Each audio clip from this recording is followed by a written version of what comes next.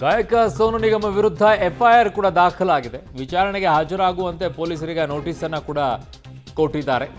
ಮುಂದಿನ ವಾರ ವಿಚಾರಣೆಗೆ ಅವಲಹಳ್ಳಿ ಪೊಲೀಸರು ಈಗ ಕರೆದಿದ್ದಾರೆ. ಕಾರ್ಯಕ್ರಮ ಆಯೋಜಕರಿಗೆ ವಿಚಾರಣೆಗೆ ಕರೆದಿದ್ದಾರೆ ಪೊಲೀಸರು. ಗಾಯಕ ಸೋನು ನಿಗಮ ವಿರುದ್ಧ ಎಫ್ಐಆರ್ ದಾಖಲಾಗ್ತಾ ಇದ್ದಂತೆ ಇವೆಂಟ್ ಅನ್ನು ಯಾರು ಮಾಡಿದ್ರು ಅವರನ್ನು ಕೂಡ ಕರೆಸ್ತಾರೆ. ಜೊತೆಗೆ ಯಾರ ಮೇಲೆ ಕೇಸ್ ದಾಖಲಾಗಿದೆ ಅವರನ್ನು ಕೂಡ ಕರೆಸ್ತಾರೆ. ಮುಂದಿನ ವಾರ ವಿಚಾರಣೆಗೆ ಹಾಜರಾಗೋಕೆ ಈಗ ಅವಲಹಳ್ಳಿ ಪೊಲೀಸರು ಹೇಳಿದ್ದಾರೆ. ಕಾರಣ ಅವಲಹಳ್ಳಿ ಪೊಲೀಸ್ ಠಾಣೆಯಲ್ಲಿನೇ ಎಫ್ಐಆರ್ ದಾಖಲಾಗಿತ್ತು. ಕಾರ್ಯಕ್ರಮದ ಆಯೋಜಕರಿಗೂ ಕೂಡ ಈಗ ಕರೆದಿದ್ದಾರೆ. 25 April 2025 East point college essentially engineering college ಇದೆ. ಇಲ್ಲಿ ಅವಲಹಳ್ಳಿ ಪೊಲೀಸ್ ಸ್ಟೇಷನ್ ಲಿಮಿಟ್ಸಲ್ಲಿ ಆಗಿರುವಂಥ ಒಂದು ಘಟನೆ ಏನಂದರೆ, ಅಲ್ಲಿ ಒಂದು ಇವೆಂಟ್ ಆರ್ಗನೈಸ್ ಮಾಡಿರ್ತಾರೆ. ಸಿಂಗರ್ ಸೋನು ನಿಗಮ್.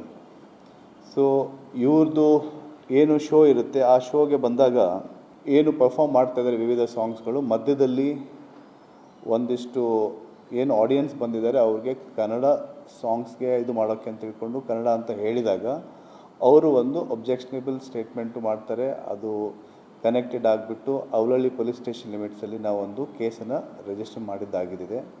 ಪ್ರಕರಣ ತನಿಖೆಯಲ್ಲಿದೆ.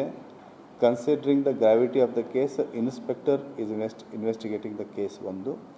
ಆಮೇಲೆ ತನಿಖೆ ಜಾರಿಯಲ್ಲಿದೆ. ಶಾರ್ಟ್ಲಿ ಈ ಸಿಂಗರ್ ಅವರಿಗೆ ಇದ್ರ ಬಗ್ಗೆ ಏನು ಈ ಕನ್ನಡಿಗ ಸೆಂಟಿಮೆಂಟ್ಸ್ ನಮ್ಮದೇನಿದೆ. ನನ್ನ ಸಹೋದ್ಯೋಗಿ ಫಿಲ್ಮ್ ಬ್ಯೂರೋಯಿಂದ ಭಾರತಿ ನನ್ನ ಸಂಪರ್ಕಕ್ಕೆ ಸಿಗ್ತಾ ಇದ್ದಾರೆ. ಭಾರತಿ, ಈಗ ಕ್ಷಮೆ ಕೇಳುವವರೆಗೂ ಕೂಡ ಈ ನಿರ್ಧಾರ ಮುಂದುವರಿಯುತ್ತಾ? ಕ್ಷಮೆ ಕೇಳಿದ ತಕ್ಷಣ ಹಾಕಿರುವಂತಹ ಏನು ಅಸಹಕಾರ ಇದೆ ಅದನ್ನು ವಾಪಸ್ ತಗೊಳುತ್ತಾ ಫಿಲ್ಮ್ ಚೇಂಬರು?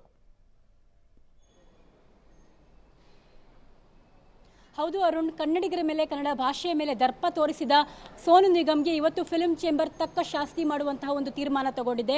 ಪದಾಧಿಕಾರಿಗಳು ಹಾಗೆ ಫಿಲ್ಮ್ ಚೇಂಬರ್ ಉಳಿದ ಅಂಗಸಂಸ್ಥೆಗಳು ಸೇರಿ ಒಂದು ಒಕ್ಕಲಿನ ತೀರ್ಮಾನಕ್ಕೆ ಬಂದರು. ಅಂದರೆ ಸೋನು ನಿಗಮ್ ಅವರು ಕ್ಷಮೆ ಕೇಳೋವರೆಗೂ ಅವರಿಗೆ ಅಸಹಕಾರ ತೋರ್ಪಡಿಸೋದೇ ಇದರ ಮುಖ್ಯ ಉದ್ದೇಶ.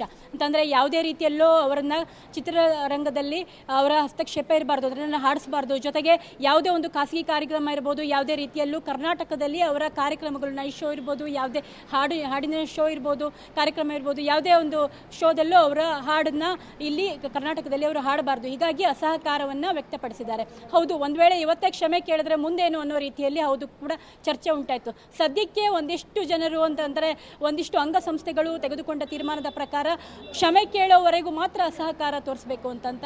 ಹಾಗೆ ಜೊತೆಗೆ ಇನ್ನೂ ಜಾಸ್ತಿ ಏನು ಒತ್ತಡ ಬಂತು, ಇನ್ನು ಇಂತಹ ದರ್ಪ, ಜೊತೆಗೆ ಇದು ಬರೀ ಸಿನಿಮಾ ಇಂಡಸ್ಟ್ರಿ ಬಗ್ಗೆ ಮಾತನಾಡಿದ್ದಲ್ಲ, ಇದು ಕನ್ನಡದ ವಿಚಾರವಾಗಿ, ಕನ್ನಡಿಗರ ವಿಚಾರವಾಗಿ ತೀರಾ ದುರ್ವರ್ತನೆ ತೋರಿಸಿರುವಂತಹ ವಿಚಾರ. ಹೀಗಾಗಿ ಸಂಪೂರ್ಣವಾಗಿ ಅವರನ್ನು ನಿಷೇಧ ಹೇರಬೇಕು ಅನ್ನೋ ವಿಚಾರ ಚರ್ಚೆಗೆ ಬಂದಾಗ ಅವರನ್ನು ಮುಂದಿನ ದಿನಗಳಲ್ಲಿ ಯಾವ ರೀತಿ ಅವರ ಮೇಲೆ ಅಸಹಕಾರ ತೋರಿಸಬೇಕು ಅನ್ನೋ ಒಂದು ಚರ್ಚೆ ಕೂಡ ಉಂಟಾಗಿದೆ.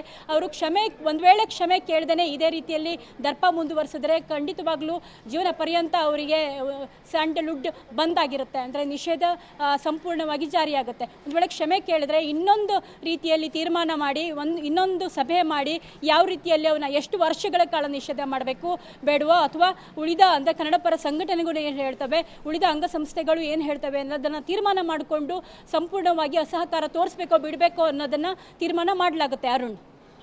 ಓಕೆ ಪವಿತ್ರ, ಭಾರತಿ, ನಿಮ್ಮೆಲ್ಲ ಮಾಹಿತಿಗೆ ಧನ್ಯವಾದಗಳು. ಸೊ ಈ ಕನ್ನಡ ಅಭಿಮಾನವನ್ನು ಪಹಲ್ಗಾಮ್ ದಾಳಿಗೆ ಹೋಲಿಕೆ ಮಾಡಿದ್ದೇ ತಪ್ಪಾಗಿದ್ದಲ್ಲಿ ಅವರು ಕನ್ನಡ ಭಾಷೆ ವಿಚಾರದಲ್ಲಿ ಮಾತನಾಡಿದ್ದು ಹೇಳಬೇಕಾಗಿತ್ತು. ನೀವು ಈ ಥರ ಭಾಷೆ ಅಂದಿದ್ದಿದ್ರೆ ಬೇರೆ ಆಗಿರೋದು. ಬಟ್ ಅಲ್ಲಿ ಬರೀ ಕನ್ನಡ ಅಂದಿದ್ದಕ್ಕೇ ಪಹಲ್ಗಾಮ್ ದಾಳಿ ಆಯಿತು ಅನ್ನುವಂಥದ್ದು ಇದೆಯಲ್ಲ, ಅದು ಬಹಳ ನೋವನ್ನು ಉಂಟು ಮಾಡಿತ್ತು.